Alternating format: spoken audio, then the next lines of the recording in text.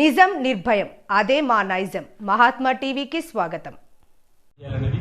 నేనైతే హిందూపూర్ ఎంపీగా పోటీ చేయాలనే అభిప్రాయాన్ని రాష్ట్ర పార్టీకి, జాతీయ పార్టీకి, ఇక్కడ ఉన్నటువంటి కార్యకర్తలందరూ కూడా నా వెల్విషర్లు, కార్యకర్తలు మేరకు నేను 3 దశాబ్దాలుగా పనిచేసిన కార్యకర్తగా పార్టీ నడుపుతున్నా. పార్టీ ఫైనల్ నిర్ణయిస్తుంది. నా పొత్తులు కుదరకపోయినా మీరు ఒంటరిగా అయినా పోటీ చేసే అవకాశం ఉందంటారా?